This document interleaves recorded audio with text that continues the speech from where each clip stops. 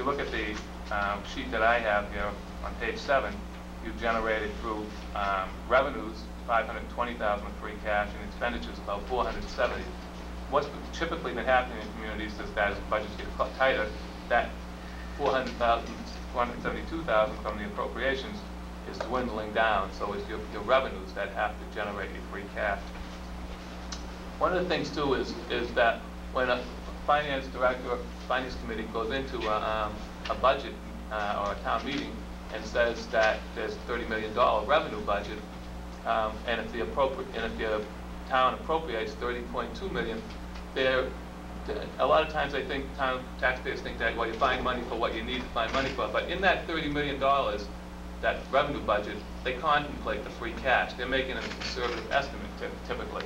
So if it went up to $30.2 million, they can really probably handle that, but you do pay for it by having less free cash in the next year.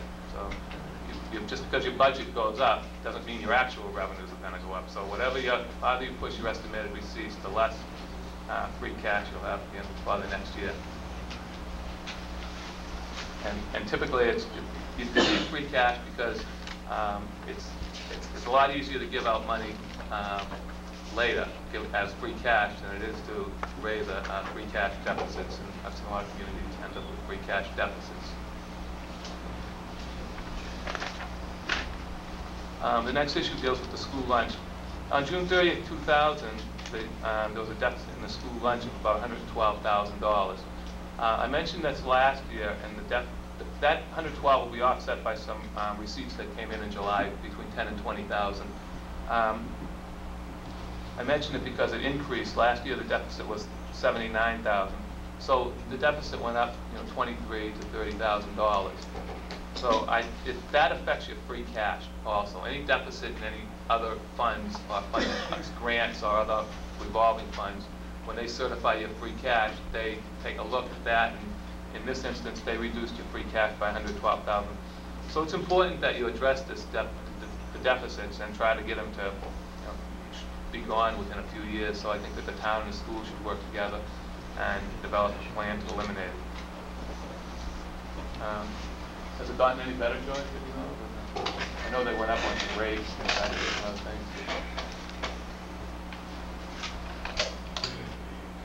Let me say the deficit is not going to go away soon. Reading will slow, maybe stop. But the deficit is not going to go away until the town does something. The appropriates money to cover it. Well, we already have the money encumbered, per se. The free cash is frozen. Yeah, they hit your free cash. They hit your free cash. So there's money that's unavailable for any other purpose other than covering this deficit. So, I mean, one way is to do it one fell swoop and be done with it. The other is to try and attempt to do it over a period of years, which we've attempted to do over the last 2 or 3 years, but haven't been successful. So.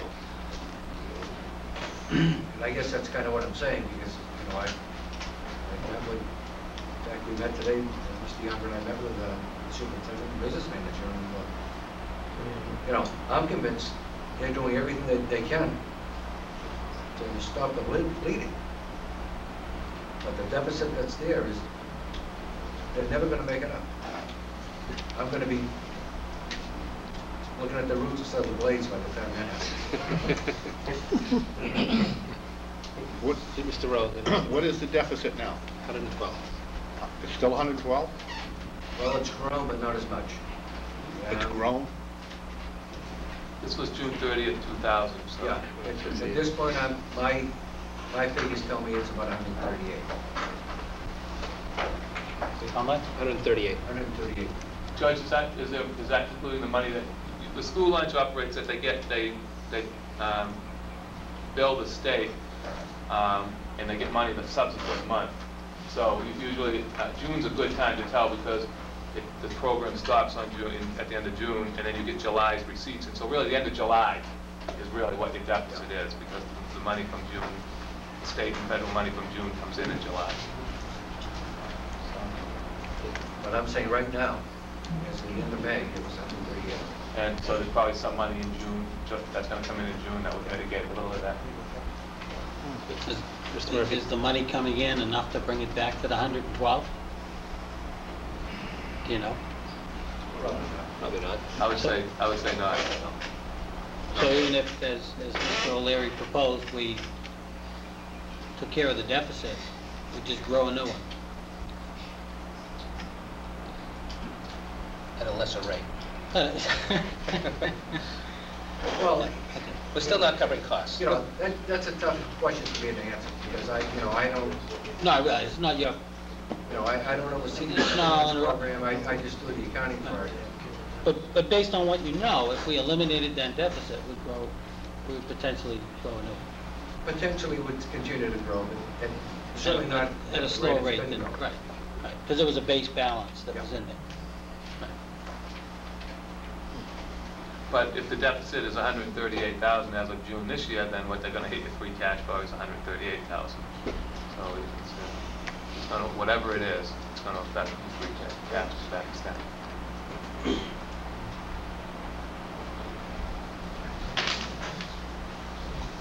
The next issue is unclaimed checks. The payroll and vendor outstanding checklist includes some old outstanding checks. None of them were for material amounts, but they're stale and they shouldn't be cashed by the bank. So we just recommended some procedures for Josephine to get them out of the outstanding list, and we put them into an unclaimed check account for a year, and then at the end of the year we close them out of unclaimed checks and right back into the town's cash. That's pretty typical, just accounting. If you did that, if it's an unclaimed, if it hasn't been cashed right, and you just, so you're saying just write it off? Yep. I'm saying 2 years later, write it off. Okay, I'm now, giving 2 years. does that negate any claim that person had? No, it's still, I mean, if the person comes back, they can still get it, and then you just take it out of generally out of the unreserved fund balance where you closed it. But Do we have a procedure that we notify these people asking them, cash the check so we can?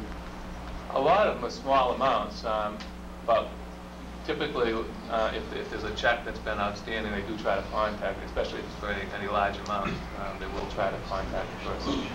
Well, the point is, even if it's a small amount, if we can't get rid of it, putting it from one place to another place doesn't make any difference. Well, internal control-wise, it does. Like, if I'm Dick Hingston, instead of Josephine being the treasurer, Dick Hingston's the treasurer, and if I have an outstanding check that's been outstanding for $3,000 for 3 or 4 or 5 years, then I know nobody's going to come and cash that. I could void that check and write the check to myself.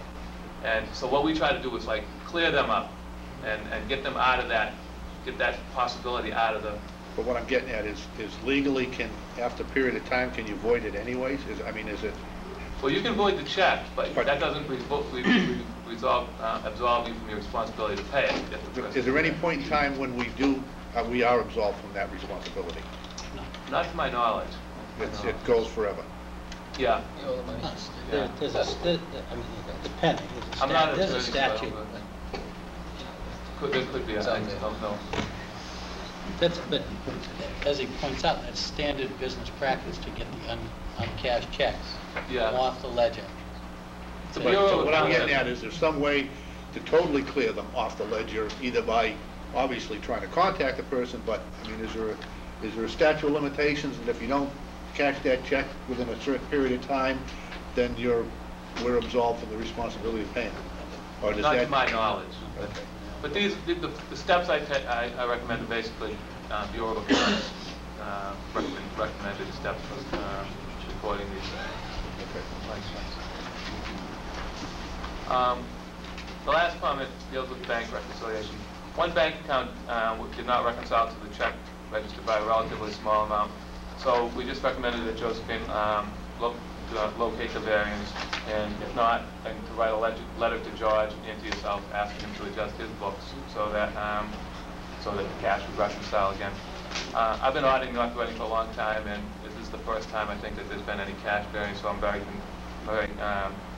sure that it's just a recording error, and so it's not issue, it's not a significant amount. However, I still believe that anytime cash is being adjusted, that the board should be aware of it, so that a memo should not just go between the two people that are reconciling cash, it should come to you also.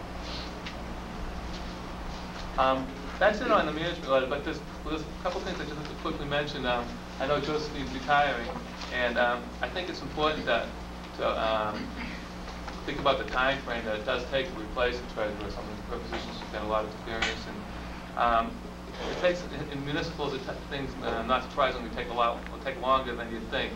I mean, even the advertisement, you're not in a cycle with the Beacon. It could take you a month or more to just get your ad in there because it's a monthly report, and it's probably the best place to advertise for municipal positions.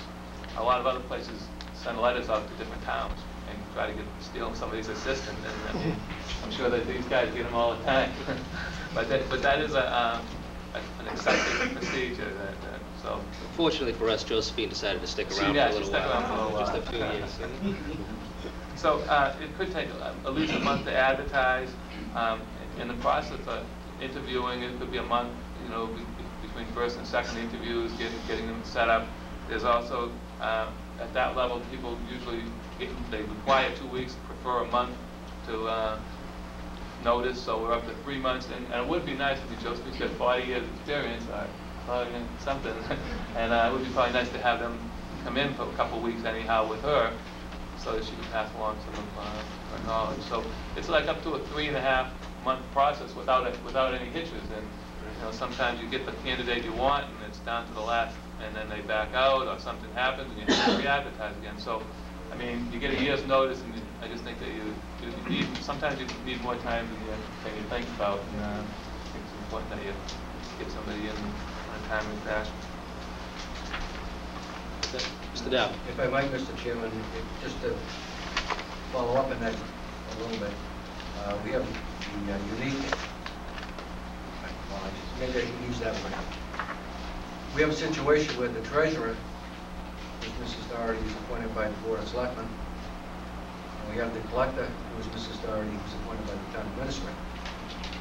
So we need to collectively figure out how we're going to get out of this rut. And that may take some time. No pun intended, we say we have to do this collectively? Yeah. I'm sure the board is more than willing to take the cues from the town administrator, right, Tom? It'll be a taxing problem. Yes. Bad. No, but we appreciate the suggestion. And the opinion letter is clean, is a qualification for fixed assets and accumulated sick leave liability, but they're fairly typical. And the last several years they've been in there. And there were no findings in the internal control or in the federal grant testing. And that's it. Anybody have any questions? Mr. Rowe? Yes. No, two things you just mentioned, the fixed assets Yep. and the liability as far as sick leave. Should we know what that is? I mean, should that be out there? Because the potential is at any time that anybody retires or whatever. I know we've got a problem right now with our retirement funds. Yeah. I don't know whether it shows up in here. What? Actually, yes, it should be recorded. That's why there's a qualification in there. There should be some place where you know what's outstanding for vacation and sick leave buyback, particularly sick leave, because usually vacations are just used as time and it's not a cash outlay, but because they're budgeted, people are not usually replaced for their vacation. They just paid in time. But another one that's probably going to come out as a requirement is retired health insurance premiums, because that's becoming a significant number. Also, like there was like the unfunded pension liability was a number of years ago. Well, health insurance is such a large dollar amount for each retiree that they're talking about requiring disclosure of that and trying to record that also. So the answer is yes, it should be recorded, and that's why it was qualified. That's one thing more that I should probably mention is that I remember last year we talked about the GASB 34, which is going to require the fixed asset.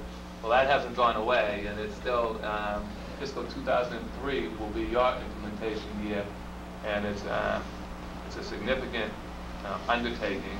to get all your fixed assets recorded on the books. So I know nobody was happy about it last year, but it